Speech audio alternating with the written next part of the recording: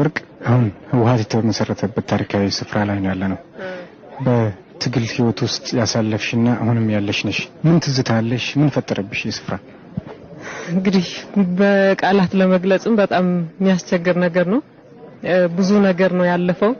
እዚህ የተጀመረውን ትግል መጀመሪያ ሲጀመር ትክክለኛ መስመር ተይዞ መጨረሻው ላይ እንደርሳለን የሚል ጥቂት ታጋዮች ቢጀምሩትም ከመጀመሪያ እስከ መጨረሻ ቀጥላለሁ የሚል ታጋይ አልነበረም። እኔ ስታገልም መስዋዕት ከፍዬ ግን ከዛ በኋላ የሚቀጥል ትውልድም የኔ ጓዶችም መጨረሻ ላይ ያደርሱታል የሚል እምነት ይዘው ነው እያንዳንዱን ታጋይ ሲታገል የነበረው። አጋጣሚ ሆኖ ብዙ የተሰዋለ በህይወት የተረፈን በጣም ጥቂት አለ። ያ በህይወት የተረፈው እንደዚህ አይነት ነገር ሲያይ ያሁላ መስዋዕትነት ተከፍሎ መስዋዕትነቱ ለከንቱ አልቀረም። ለእድገት ለብልጽግና ለእንደዚህ